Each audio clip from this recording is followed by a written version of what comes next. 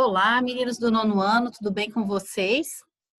Estamos aqui para relembrar alguns conteúdos vistos lá no primeiro bimestre, tá? São conteúdos relacionados às ciências e a gente vai começar pelas propriedades da matéria.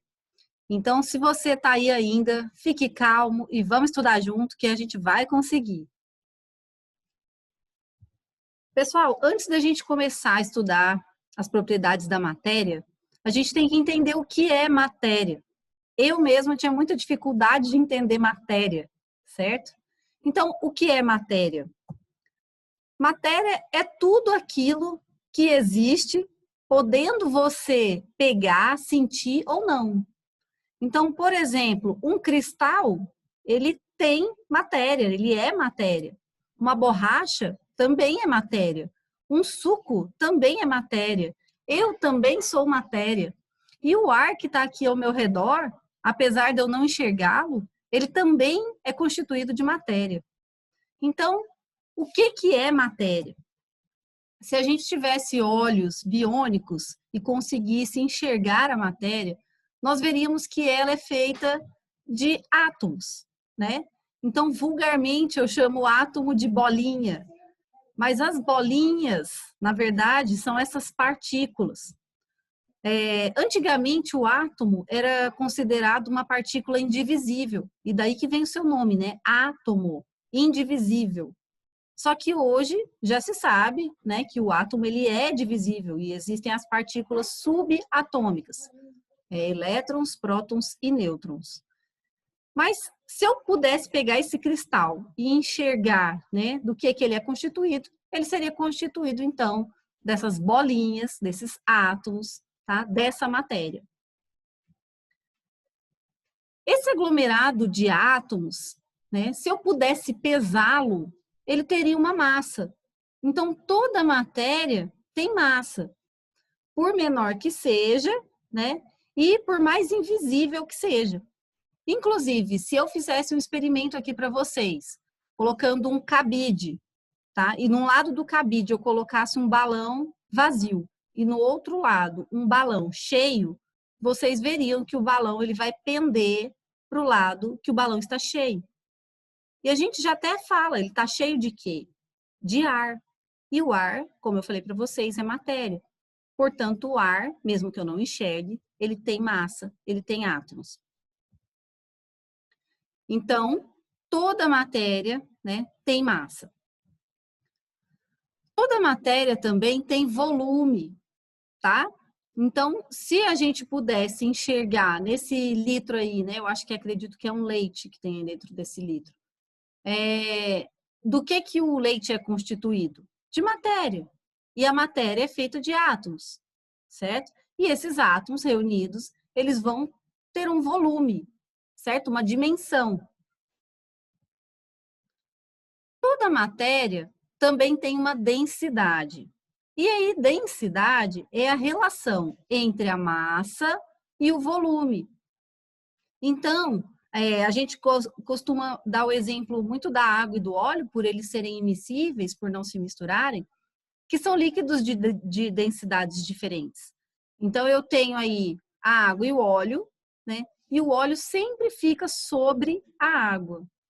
Ah, professora, mas ele fica sobre a água porque tem pouco óleo. E se eu colocasse muito óleo? Se a gente colocasse muito óleo, como é o segundo exemplo, também ele continuaria sobre a água. Por quê? O óleo é menos denso que a água.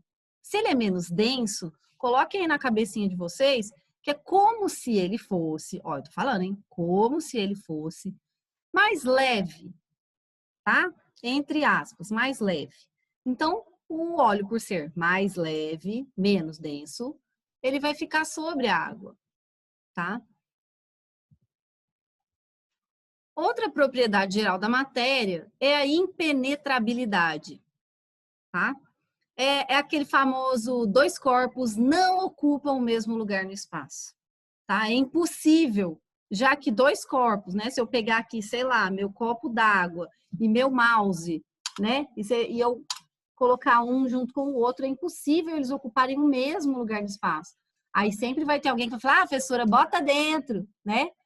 Se eu colocar dentro, a água que está aqui no estado líquido, perdão, ela vai ter que se deslocar, dar espaço para que o mouse fique dentro do meu copo.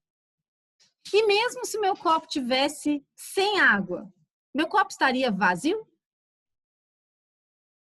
Não, meu copo estaria cheio. Só que em vez de água, ele teria ar, certo? Então, dois corpos não ocupam o mesmo lugar no espaço. Tem uma experiênciazinha que a gente faz lá no sexto ano, e eu acredito que vocês já devem ter feito em casa, que é colocar uma bolinha de papel dentro do copo, ou um algodãozinho, e entornar esse copo dentro de um outro copo com água, né? De um balde, alguma coisa assim. E a gente percebe, na hora que a gente retira a mão, né, e retira o copo, que a bolinha de papel ou algodão, ele tá seco. E o que que impediu da água entrar nesse copo? O princípio da impenetrabilidade, certo? Onde o ar está ocupando aquele espaço, portanto, a água não consegue ocupar o mesmo espaço. Outra propriedade geral da matéria é a divisibilidade. Então, se eu tivesse aqui, por exemplo, essa berinjela aqui, esse legume, e eu partisse ele em vários pedacinhos, cada pedacinho deixaria de ser berinjela? Não. Portanto, a divisibilidade é a propriedade segundo a matéria pode ser dividida em porções menores, sem perder suas características. Outra coisa que a gente amassa, que eu não sei o que está sendo amassado, mas se fosse alho, né? Eu vou lá, vou amassar o alho lá no cadinho, né? Esse recipiente que tem esse pistão. E depois de o alho amassado, ele perde suas propriedades de ser alho ou ele continua sendo alho? Portanto, né? Já que ele continua sendo alho, ele está sendo fiel a essa propriedade da matéria, que é a divisibilidade. Outra propriedade importante é a compressibilidade, né? Então, o que é compressibilidade? É fazer uma pressão na matéria para que ela seja comprimida, né? Alterando o volume. Então, quando a gente tem aqui uma seringa e aqui está cheio de ar, né? Se eu colocar o dedo aqui e impedir que esse ar saia e apertar o êmbolo, o que eu vou fazer com a matéria? Eu vou dar uma apertadinha nela, vou dar uma compressibilidade, uma compressão nela, certo? Uma comprimida. E ao contrário, se eu puxar o êmbolo da seringa, eu vou dar mais espaço para a matéria vai circular ali dentro, né, daquele espaço, e aí ela vai estar menos compressível, menos comprimida. Elasticidade. Ah, esse exemplo é bom, né, do estilingue. Então, a elasticidade é a propriedade da matéria que vai causar o seu retorno à posição de repouso, após ter sido deformada por alguma força externa. Então, o elastiquinho do estilingue, né, quando você puxa ele, a tendência dele é voltar para a posição de repouso e ele vai continuar sendo o elastiquinho do estilingue, certo? É claro que tem materiais que são mais elásticos que outros, né? Então, se eu colocasse ao invés de uma liguinha no estilingue, colocasse um barbante, seria outro material, teria outra elasticidade. Não é que o barbante não tenha elasticidade, mas ele consegue se deformar menos do que a liguinha do estilingue. Se eu pegar um copo de vidro também, né? Toda matéria tem elasticidade, mas o vidro do jeito que ele está aqui, mesmo que eu faça a compressão, né, ele não deforma, então ele tem baixa elasticidade. E, por fim, eu acredito que seja a última propriedade da matéria, a dureza, tá?